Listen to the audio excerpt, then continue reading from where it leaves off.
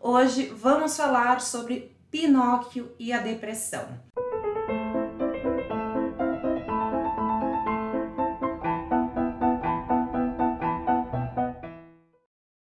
Vou falar sobre contos de fada, a importância dos contos de fada em nossas vidas. Olha a Graça aí já presente, a Graça é aluna da formação Terapeuta Pro, minha aluna querida. A Leda, vizinha, Marília sempre aí presente, sejam muito bem-vindas, meninas. E para quem não me conhece, eu sou Ana Schmidt, eu sou terapeuta e mentora de terapeutas. Tenho aí uma formação de terapeutas com ênfase na reprogramação mental. Tenho um curso para crianças, para quem quer atender crianças, né? Já trabalhei bastante com criança, agora eu faço um intermediário, né? Eu trabalho com quem com quem vai lidar com essas crianças. E no Terapeuta Pro Kids eu falo dos contos de fada e é uma das minhas paixões, né? Inclusive eu achei aqui, né? Toda hora eu acho o meu material antigo, essa relíquia que tem dedicatória do meu pai de Natal de 2005, gente. Fazem quase 20 anos que eu sou fascinada pelos contos de fada e pelo poder terapêutico que os contos de fada têm. Então eu estudo pessoas que falam sobre ele, né? Eu gosto dos contos de fada em si e principalmente das mensagens que trazem. E antes da gente ir para a história do Pinóquio, que é diferente, né? Porque assim, existem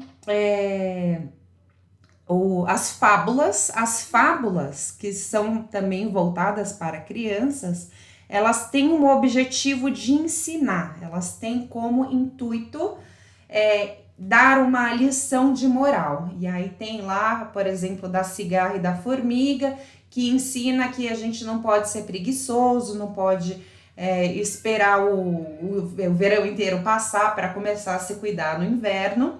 E existem os contos de fada que inicialmente eles não foram feitos para criança.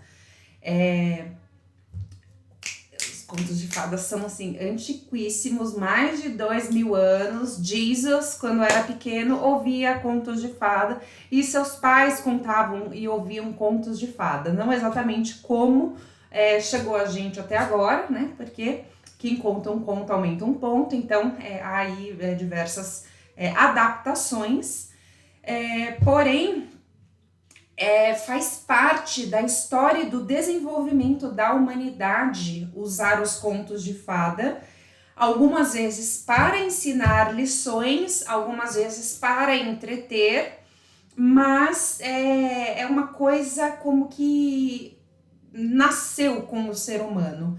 Assim como os sonhos têm uma linguagem simbólica e é fundamental a gente sonhar, no mundo real o ser humano usa os contos de fada, né? Antigamente se usava muito mais, hoje a gente usa as redes sociais e perdeu-se muito desses valores, né, profundos e desse trabalho interno. Mas os contos de fada antigamente eles eram contados nas rodas, na fogueira, em volta do fogo, né, onde o povo se aquecia durante a noite. E também as fiandeiras, elas contavam muitos contos enquanto estavam ali trabalhando. E aí percebeu-se que as crianças se interessavam muito por aquilo. E os Grimm, né, os irmãos Grimm, observando esse interesse, fizeram uma coletânea, eles não tiraram da cabeça deles, né? Diferente do que a gente acha, eles não criaram esses contos. Eles saíram viajando a Europa, diversos países ali, Suécia e Alemanha, e foram coletando esses contos de contadoras. E aí foram anotando. E os próprios Grimm já começaram a fazer algumas censuras ali, mas nos originais existe na nota de rodapé, trava-língua isso aí. Porém, O que chega pra gente hoje, geralmente já é uma versão mais mastigada e aquela que a gente vê no cinema, aquela que as crianças assistem, elas estão extremamente empobrecidas desse valor simbólico. Toda aquela riqueza, toda aquela maravilha de carga arquetípica, de símbolo, se perde e existe uma ignorância assim absurda, gente. É um assassinato coletivo ao desenvolvimento psíquico humano quando alguém fala, eu vou tirar do conto de fada que a mãe morreu, que a madrasta tentou matar, que... Gente, isso é simbólico, isso não é literal. Ai, meu Deus, os pais a madrasta e o pai do João e Maria abandonaram as crianças na floresta. Vamos censurar essa parte, gente. Toda essa censura é um extermínio da riqueza que existe por trás dos contos. Se vocês tiverem dúvidas, podem ir mandando. Porque tudo é simbólico e diferente do que a galerinha acha. As crianças não ficam com aquele medo. E se elas ficam com medo, se elas se tocam de alguma forma, é importante porque ela está elaborando esses sentimentos.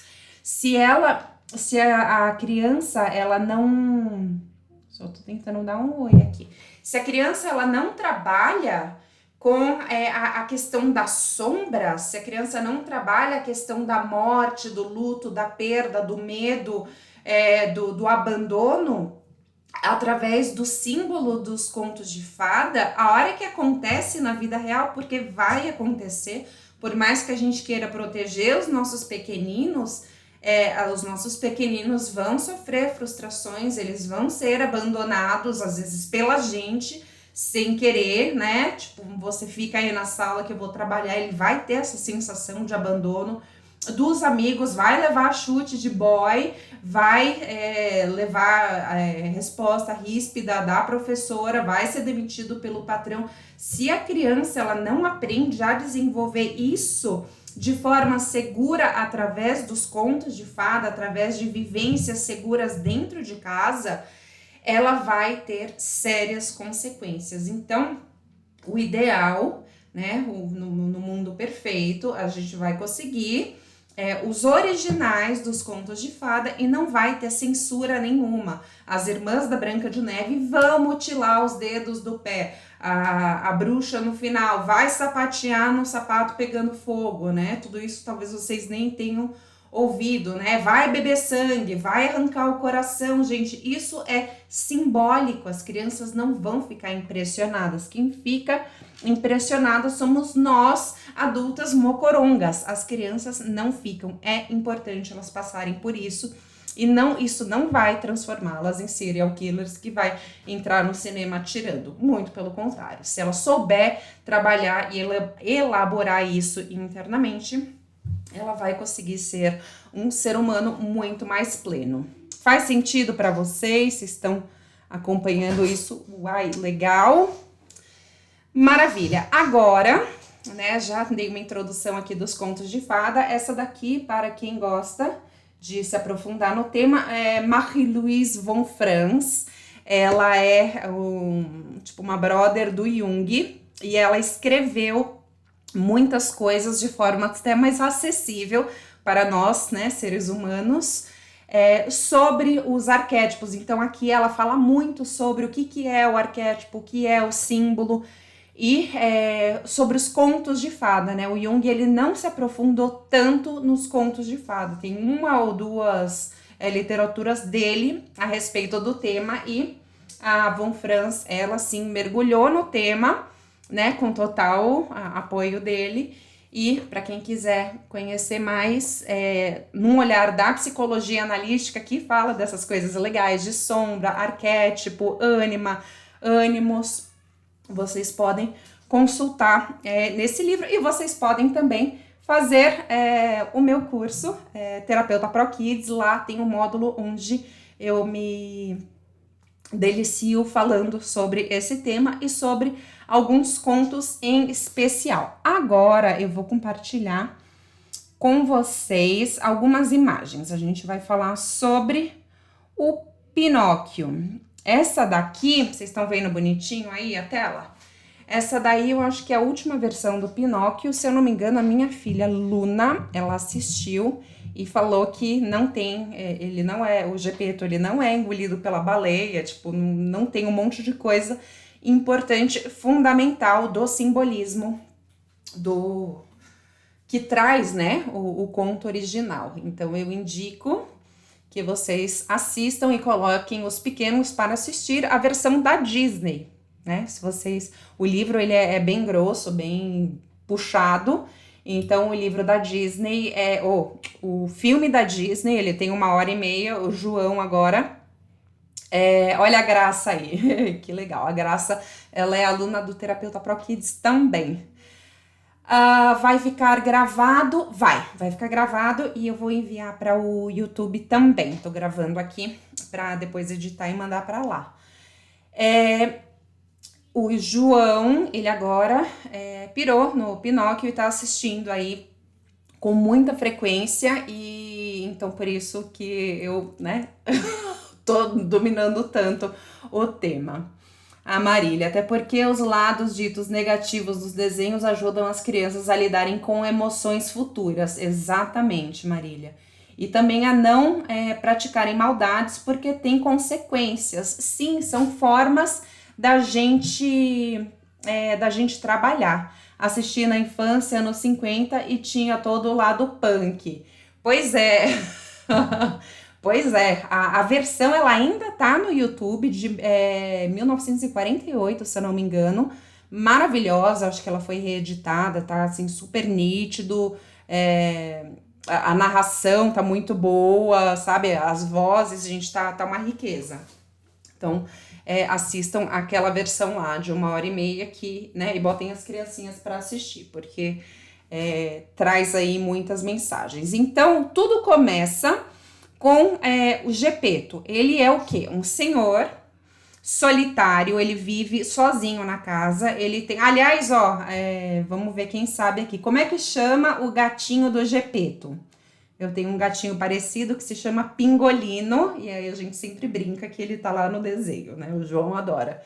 Como se chama o gatinho do Gepeto? Vamos ver quem sabe. Ele tem um gato como companhia, ele conversa com o gato, e tem um peixe. E ele interage apenas, né, com esses seres que não respondem. E aí chega para ver o que tá rolando lá na casa, né? O Gepeto, ele é artesão e ele constrói aqueles relógios TikTok, não é TikTok, vou levar banimento aqui. São formas de ensinamento atrás de algo que elas conseguem entender, exatamente. Não lembra dos nomes, o gatinho se chama Fígaro.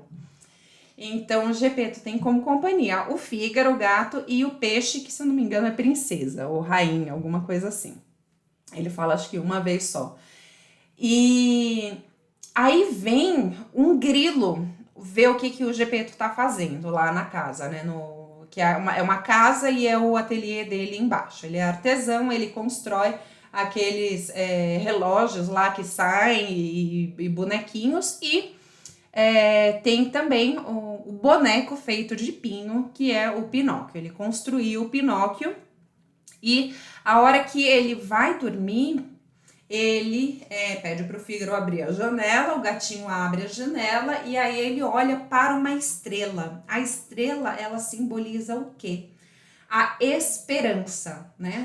Para quem conhece o tarô aí, a carta da estrela simboliza a esperança. E ele pede, né? Tem até aquela brincadeira de criança, né? Viu uma estrela cadente, faz um pedido.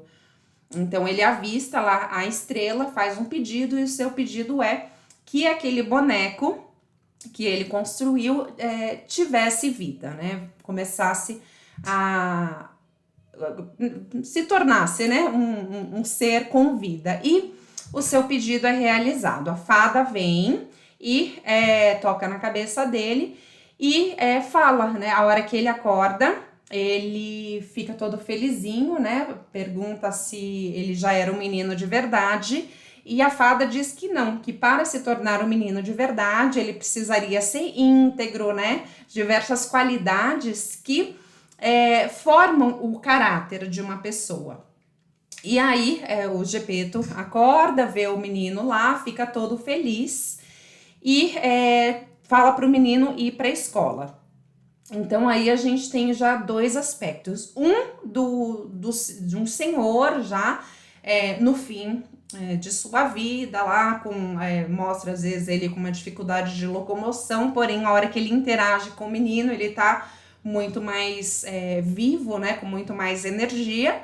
E a criança que surge ali, que pode representar a criança interior. Então, apesar do estado atual de vida deste senhor, existe ali a esperança da criança interior, o que essa criança interior pode representar para ele, alguém para ele interagir, que vai trazer saúde, vivacidade para ele, que foi o que aconteceu no período em que eles estiveram juntos ali, que o Pinóquio criou vida. E aí o Pinóquio vai para a escola e o Pinóquio, ele é todo inocentão, tipo, dá até pena, gente, é fofo. Ele é manipulado pela raposa, né? Ele tá indo para a escola e a raposa desvia ele do caminho. Eu esqueci de falar, ele tem o grilo ficou incumbido de ser a consciência dele. Pra galera da psicanálise, o grilo, ele é o perfeito superego, né? Que fica ali só, tipo, não, você não deve fazer isso. Não, isso não é legal. Tipo, não vá por este caminho, não ouça essa raposa.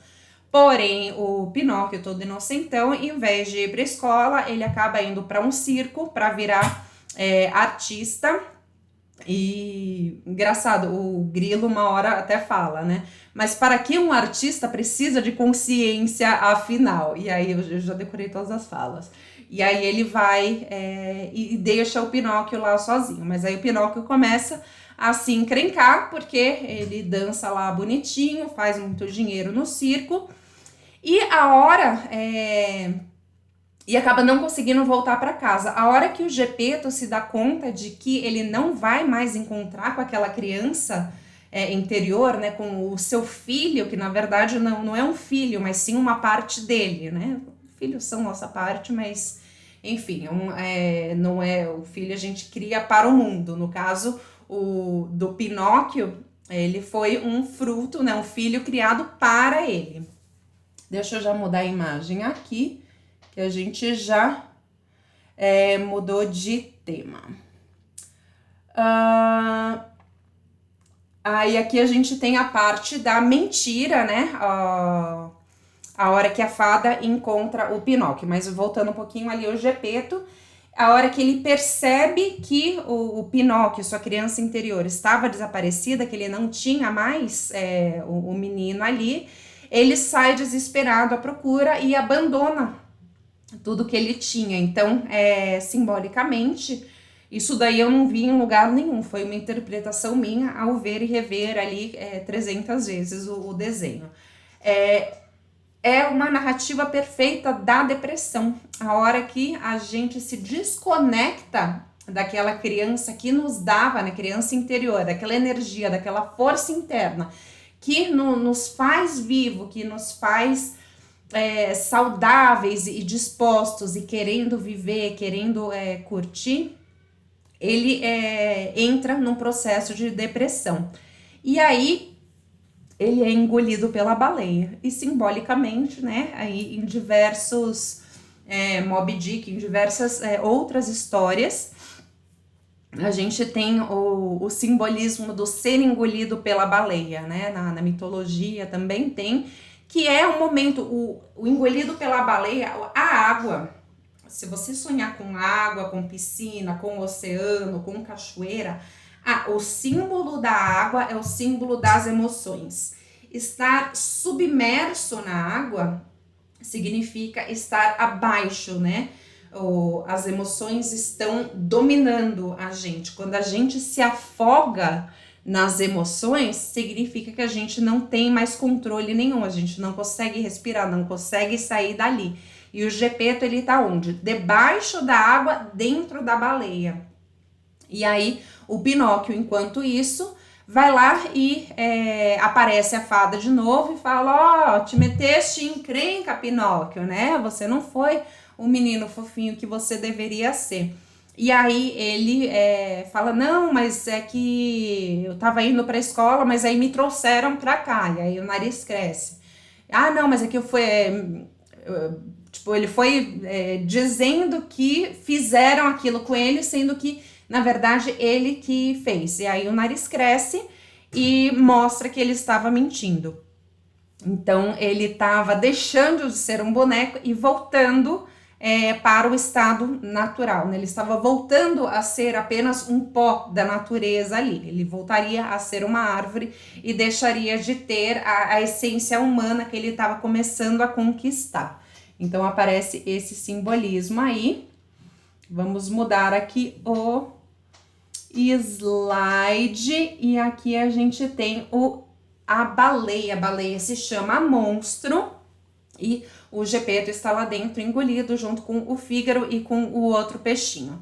E aí dentro da baleia tem ar, né? Eles conseguem respirar. O Pinóquio, a hora que ele fica sabendo disso, ele vai atrás do Gepeto, vai atrás dessa baleia monstro para conseguir salvar o pai. Ou seja, é a nossa criança interior, é a nossa energia vital, né, que tem essa juventude, né, essas características de querer viver, de querer explorar, que pode nos salvar. A criança, então, vai atrás do Gepeto que tá lá, e o Gepeto, a hora que encontra, fica muito feliz e fala, mas a gente nunca vai conseguir sair daqui.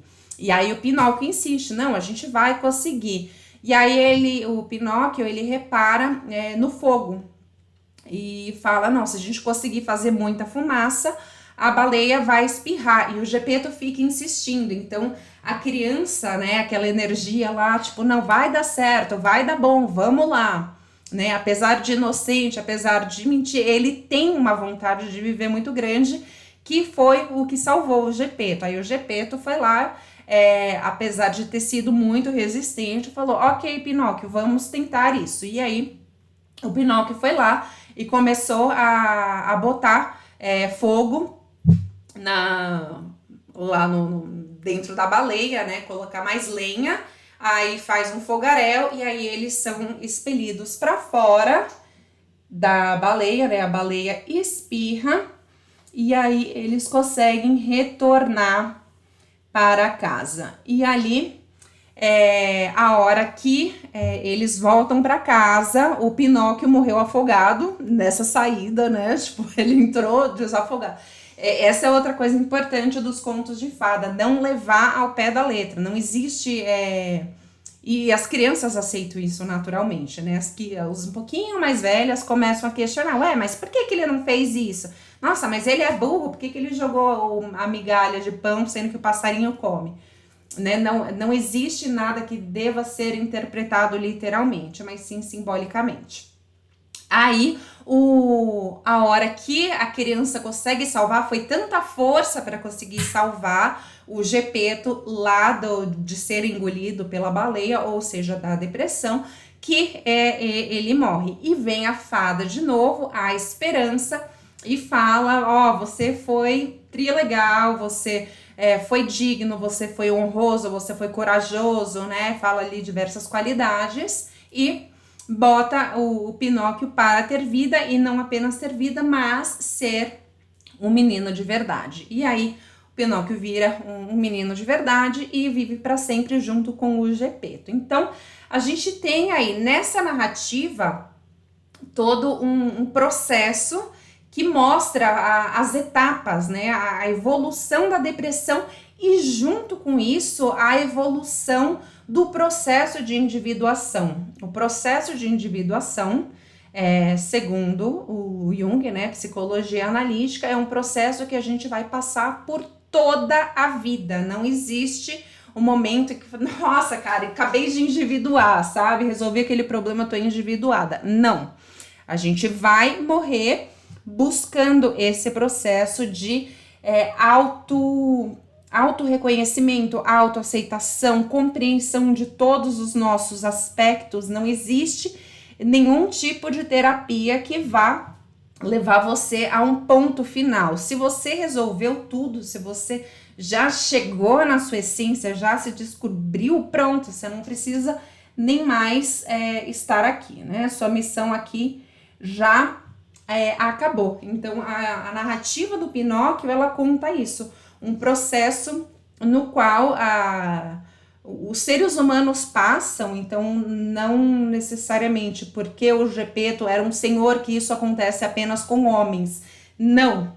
Inclusive é um aspecto simbólico do masculino, né? As características que o Gepeto representam são do masculino, não dos homens. Existe masculino e existe feminino na gente, existe ânimos e ânima, também conceitos aí da psicologia analítica, e a gente deve trabalhar os dois. E pra gente chegar, se vocês tiverem dúvidas, podem mandar. Pra gente chegar nesse processo de individuação, conseguir se reconhecer, conseguir superar nossos problemas, a gente precisa mergulhar no fundo da alma, a gente precisa encarar nossa sombra, a gente precisa ser engolida pelo monstro, como aconteceu com o Gepeto, e precisa também despertar essa energia vital para que a gente consiga sair depois. Uma vida plena, sem problemas, onde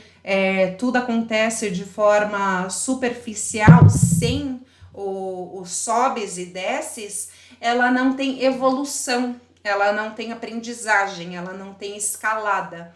Então é fundamental que a gente passe por isso. Obviamente que nem todo mundo precisa passar por uma depressão profunda para se descobrir, e nem é tão fácil assim, né, passar por tudo isso intencionalmente. Porém, quando a gente fala de um processo de autoconhecimento, a gente está falando de uma jornada.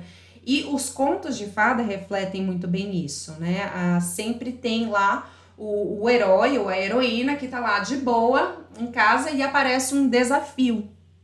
Então, o Chapeuzinho Vermelho tava lá em casa e o desafio dela foi: vá levar a cesta de bolo para sua avó. A do João e Pé de Feijão: vá vender essa